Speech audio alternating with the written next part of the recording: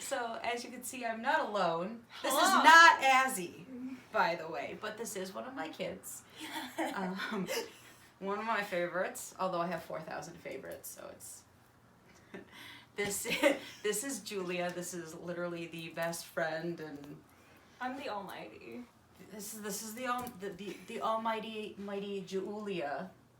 Whereas my brother calls her Julia, Gulia, Schoolia, Mulia, Pulia. Fulia. Fulia. Coolia. There's a I lot. like Coolia. Coolia's pretty good. Your new name's Coolia. You're not Kawaii Neko Corvus, you're Coolia. So I have Julie here because we're keeping her overnight. So I told her, As we do every single weekend. every single weekend. So They don't need to know about that. She will be in our Friday videos, probably making an appearance. Maybe not on camera, but talking and being a part of things. Since You'll hear me. Since Azzy's too much of a weenie to come on camera. Don't make that face at me.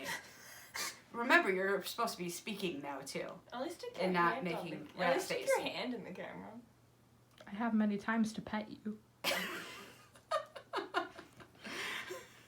So Julia will be here on Fridays.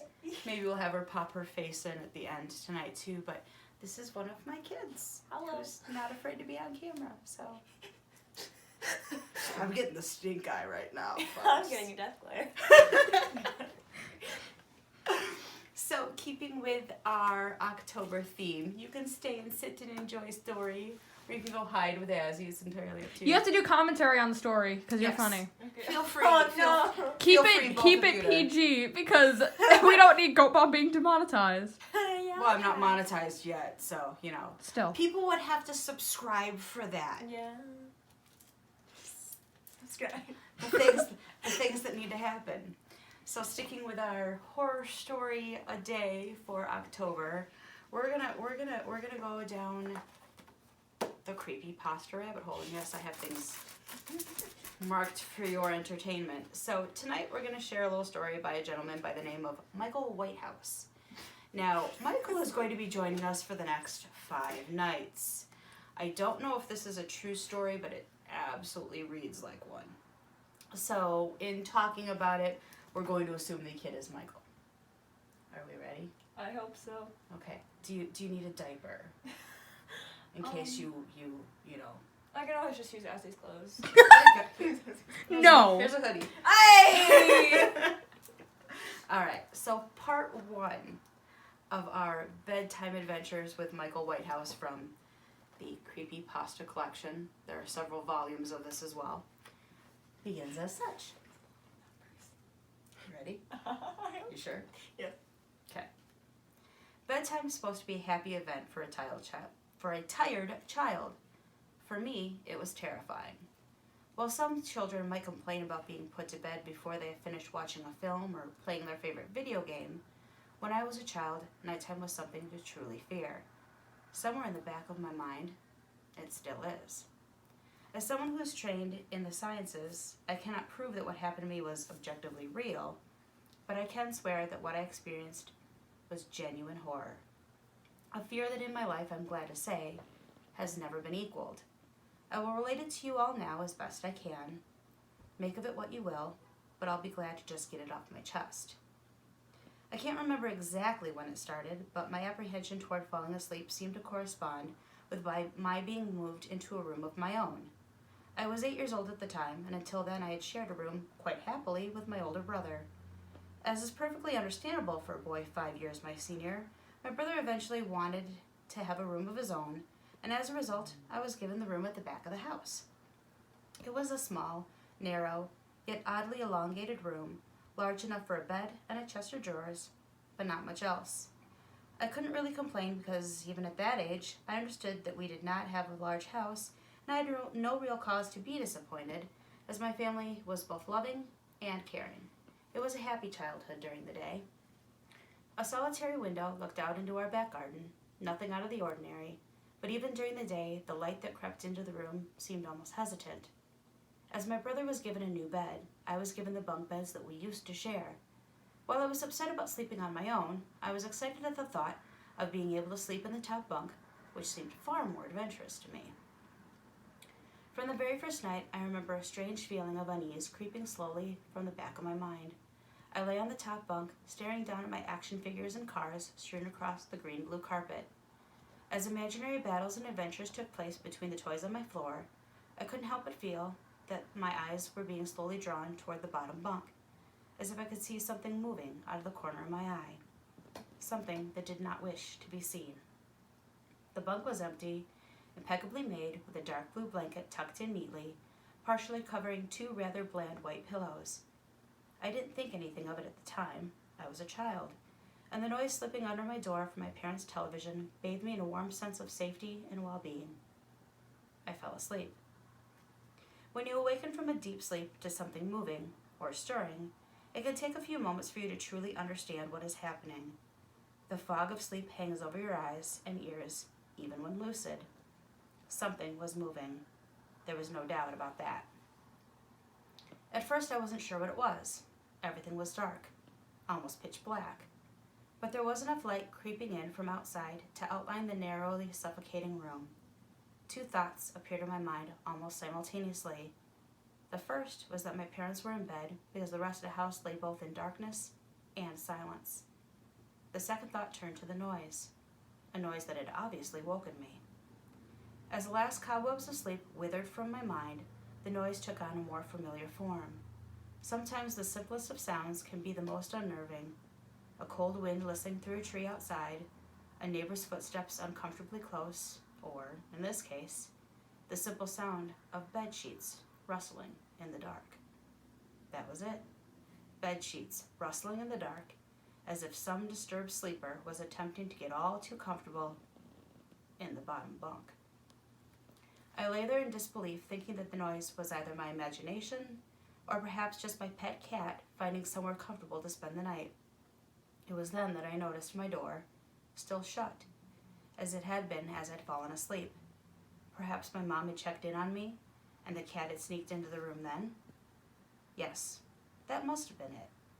I turned to face the wall, closing my eyes in the vain hope that I could fall back to sleep, and as I moved, the rustling noise from underneath me ceased.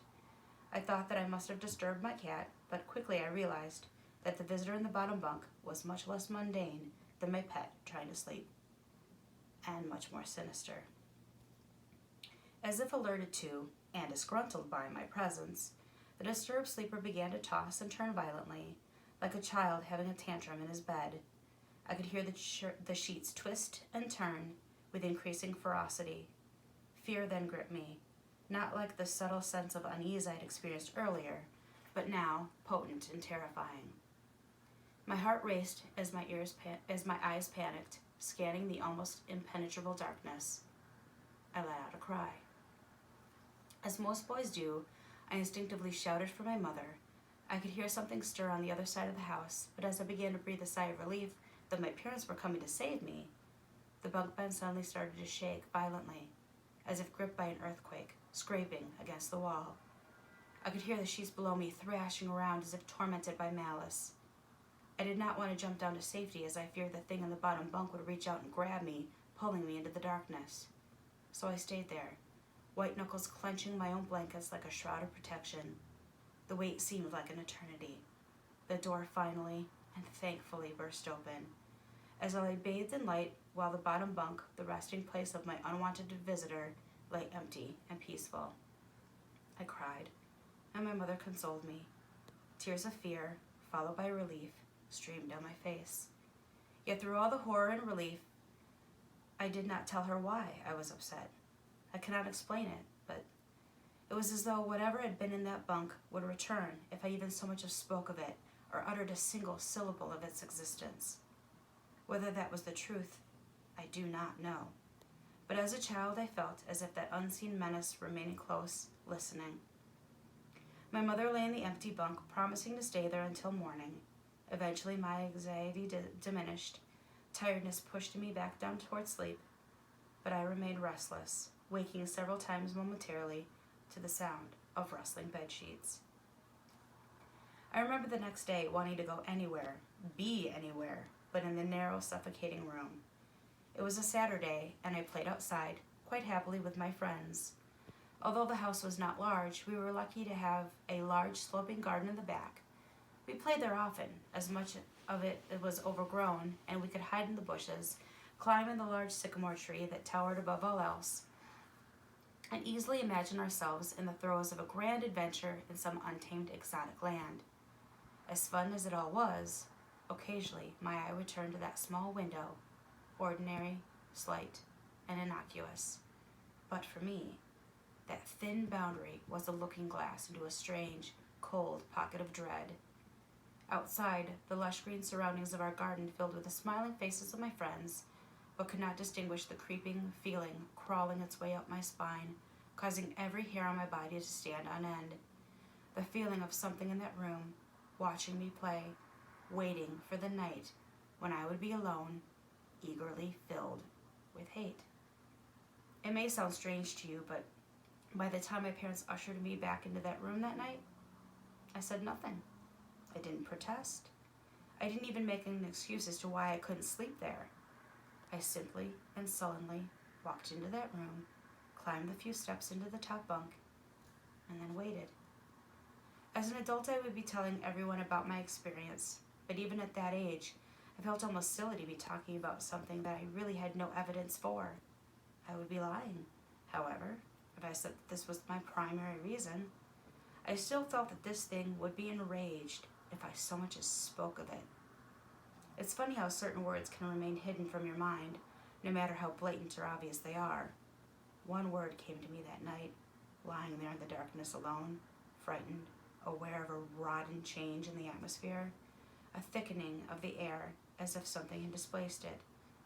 As I heard the first casual twist of the bed sheets below, felt the first anxious increase of my heartbeat at the realization that something was once again in the bottom bunk, that word, a word that had been sent into exile, filtered up through my consciousness, breaking free of all repression, gasping for air, screaming, etching, and carving itself into my mind. Ghost. As this thought came to me, I noticed that my unwelcome visitor had ceased moving. The bedsheets lay calm and dormant, but they had been replaced by something far more hideous. A slow, rhythmic, rasping breath heaved and escaped from the thing below. I could imagine its chest rising and falling with each sordid wheezing and garbled breath. I shuddered, and hoped beyond a hope that it would leave without occurrence. The house lay as it had the previous night, in a thick blanket of darkness. Silence prevailed, all but for the perverted breath of my as yet unseen bunkmate. I lay there terrified, and just wanted this thing to go, to leave me alone. What did it want? Then something unmistakably chilling transpired. It moved. It moved in a way different from before. When it threw itself around in the bunk the night before, it seemed unrestrained, without purpose, almost animalistic. This movement, however, was driven by awareness, with purpose, with a goal in mind.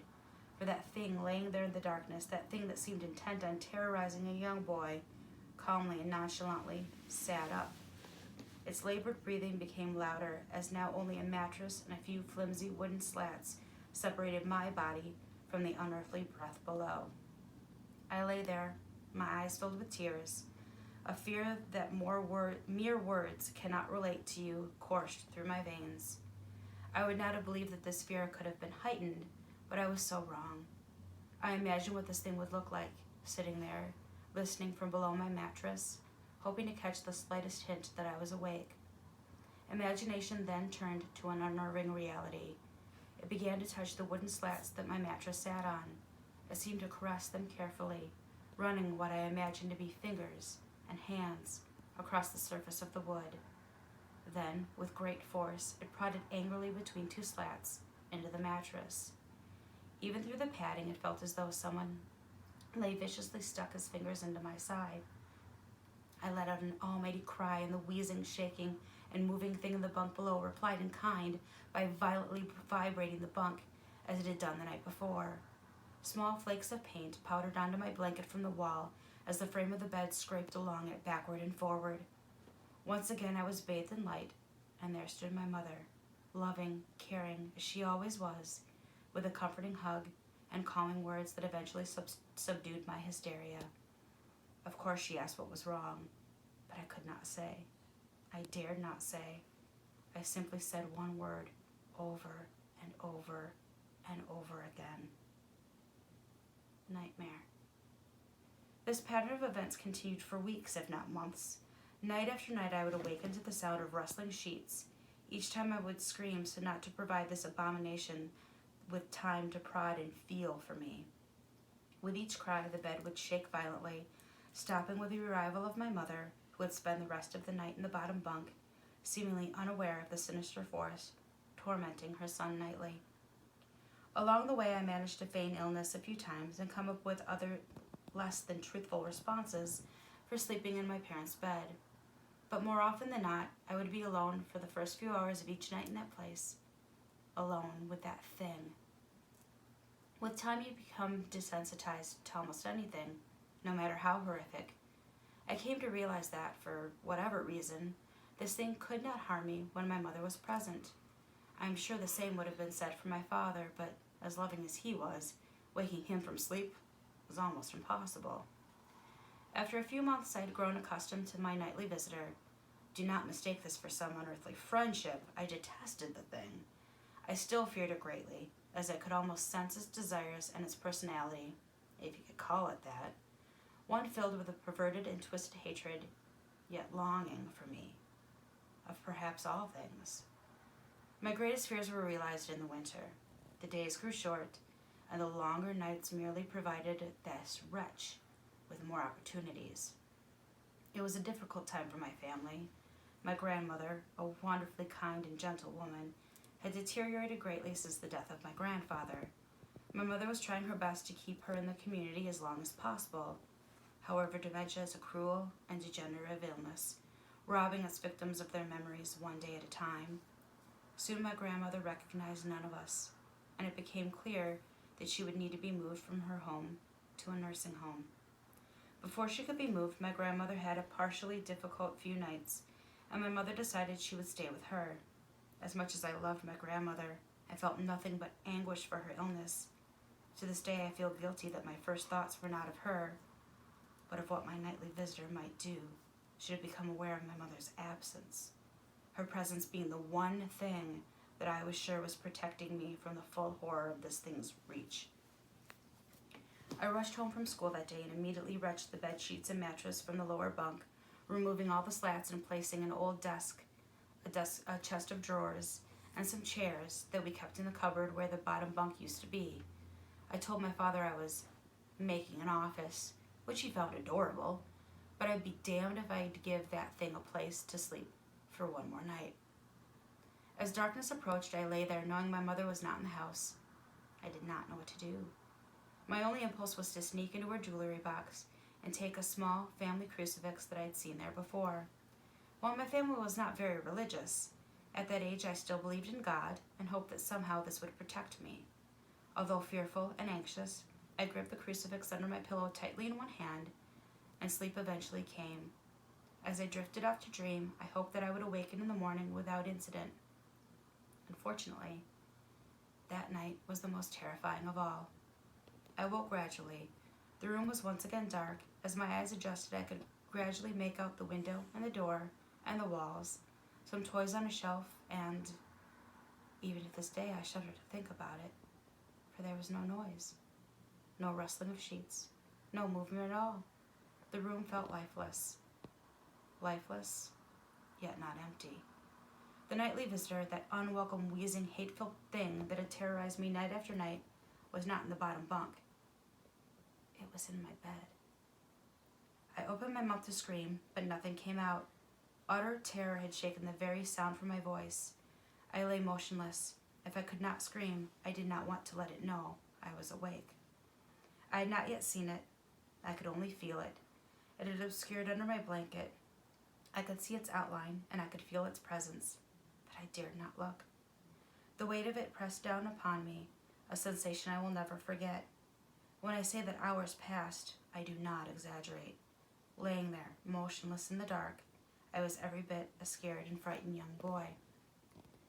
If it had been during the summer months, it would have been light by then, but the grasp of winter is long and unrelenting, and I knew it would be hours before sunrise.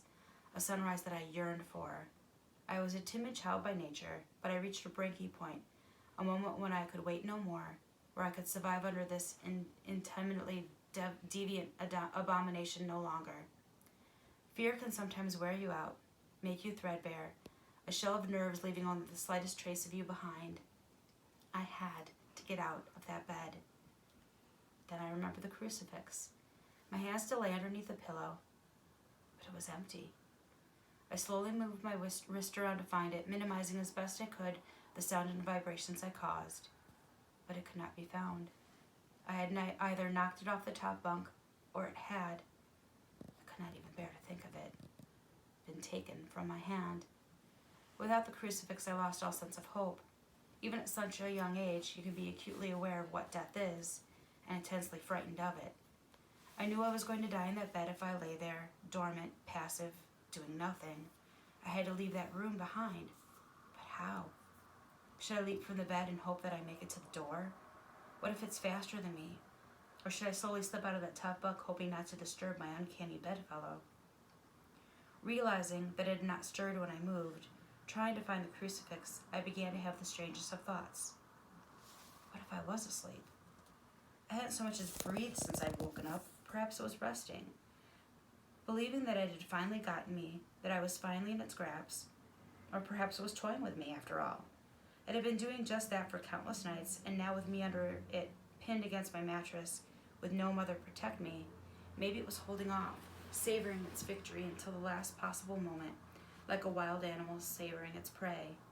I tried to breathe as shallowly as possible, and mustering every ounce of courage I could, I reached over slowly with my right hand and began to peel the blanket off of me. What I found under those covers almost stopped my heart. I did not see it, but as my hand moved the blanket, it brushed against something smooth and cold, something that felt unmistakably like a gaunt hand. I held my breath in terror, as if I was sure it must now have known that I was awake. Nothing. It did not stir. It felt dead. After a few moments, I placed my hand carefully further down the blanket and felt a thin, poorly formed forearm. My confidence and almost twisted sense of curiosity grew as I moved down further to a disproportionately larger bicep muscle. The arm was outstretched, laying across my chest, with a hand resting on my left shoulder, as if it had grabbed me in my sleep. I realized that I would have to move this cadaverous appendage if I were even to have so much as hope to have a chance to escape its grasp. For some reason, the feeling of torn, ragged clothing on the shoulder of this nightmare stopped me in my tracks. Fear once again swelled in my stomach and in my chest as I recoiled, my hand in disgust, as the touch of a straggled, oily hair. I could not bring myself to touch its face, although I wonder to this very day what it would have felt like. Dear God, it moved. It moved. It was subtle, but its grip on my shoulder and across my body strengthened. No tears came. But God, how I wanted to cry. As its hand and arm slowly coiled around me, my right leg brushed along the cool wall that my bed lay against. Of all that happened to me in that room, this was the strangest. I realized that this clutching, rancid thing that grew delight from violating a young boy's bed was not entirely on top of me. It was sticking out from the wall, like a spider striking from its lair. Suddenly its grip moved from a slow tightening to a sudden squeeze, and it pulled and clawed at my clothes as if frightened that the opportunity would soon pass. I fought against it, but its emaciated form was too strong for me. Its head rose up writhing and contorting under the blanket. I now realized where it was taking me. Into the wall. I fought for my dear life. I cried, and suddenly my voice returned to me, yelling, screaming. But no one came. Then I realized why it was so eager to suddenly strike, why this thing had to have me now. Through my window, that window which seemed to represent so much malice from outside, streaked hope. The first rays of sunlight. I struggled further, knowing that if I could just hold on, it would soon be gone. As I fought for my life, the unearthly parasite shifted, slowly pulling itself into my chest, its head now poking out from under the blanket, wheezing, coughing, rasping. I do not remember its features. I simply remember its breath against my face, foul and as cold as ice. As the sun broke over the horizon, that dark place, that suffocating room of contempt was washed, bathed in sunlight. It passed out as its scrawny fingers encircled my neck, squeezing the very life from me. I awoke to my father offering to make me some breakfast. Wonderful sight indeed. I had survived the most horrible experience of my life, until then, and now. I moved the bed away from the wall, leaving behind the furniture I believed would stop that thing from taking a bed. Little did I think that it would try to take mine and me.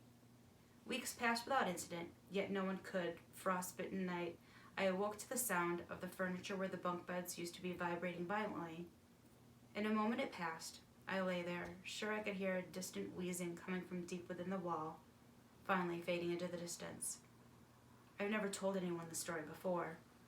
To this day, I still break out in a cold sweat at the sound of bed sheets rustling in the night, or a wheeze brought on by a common cold, and I certainly never sleep with my bed against a wall. Call it superstition if you will, but as I said, I cannot discount conventional explanations such as sleep paralysis, hallucination, or an overactive imagination. What I can say is this. The following year I was given a larger room to the other side of the house, and my parents took that strangely suffocating elongated place as their bedroom. They said they didn't need a large room, just for one big enough for a bed and a few things. They lasted 10 days. We moved on the 11th. That's part 1 of Mr. One? Part 1. There's 5 parts, man. Oh my god. Like this poor child. So It was coming from the it's wall? coming out of the wall and like. Ew, it's like a spider. It's like smoker. Spider. Just the wheezing and the coughing. Who's your spider? So it, Scooter. what are our thoughts, Julia? Gulia, Sculia, Fulia? That's not what I was expecting. I thought that was really good. You're a really good story reader. She's good at telling stories. What are your thoughts, What do you think, Az? the cameraman? Asthmatic. You're just gonna teeth bite at us? No, remember we use our words now. We use our words. Teeth biting noises. Teeth Teeth bite. biting noises. My teeth aren't loud, so. That. Ugh, I don't like that. Did you know technically if you were a skeleton, the sound of your teeth clapping together would be your clapping? Do you know that when you snap, it's actually not your fingers. It's you releasing- hitting. It's hitting right here. It's when your finger hits here. That's where the noise comes from. Oh. It's not the I'm fingers learning that so hit. many things today. Monsters come from walls, Monsters and come you from can, walls. and when you snap, it's hitting your hand. How did you not know that? And moms are the cure-all for all that is evil. Well, I knew monsters. I knew And some dads, monsters. because like Some hijack. dads. Some dads. But in this world, it's The mother. the mothers. So what did you think? I thought that was really good. There's more. Yeah, 5 parts apparently. There's 4 more parts. So yeah. What happens in the next 4? I felt like it was done with that. It was just the first part. There's more. But So what'd you think, Azzy? Should we keep telling Michael's story? I think we should keep telling Michael's story. What's your thoughts? My thoughts are my hands hurt. She's been holding You've been holding the phone the whole time. Yes, What? and this is literally almost a minute away from being 30 minutes long. That's our longest thus far, kids. So we do have the webcam, and hopefully we will get that set up, and then Azzy doesn't have to hold the phone anymore. It hurts. I moved. I had to keep going. Yeah, I was watching you. So we will continue, and I will tell the other 4 parts of Michael's story, but we're going to skip him tomorrow night, and we're actually going to tell one of your submissions. I'm not going to tell you who. Tune in to see who it is.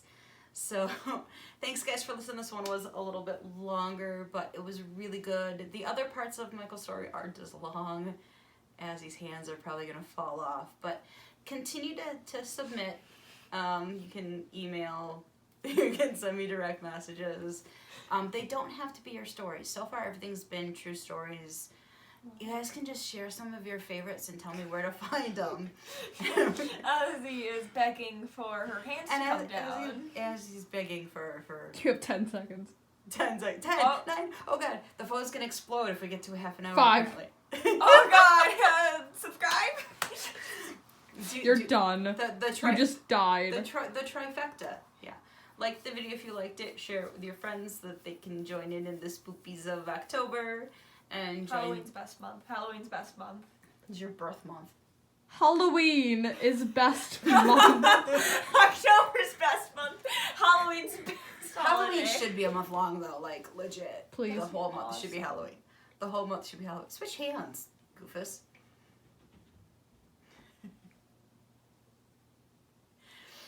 Alright, so we will do a submission from one of our kids tomorrow night. For now, Mom says, sleep tight. Say bye, Julie. Bye bye.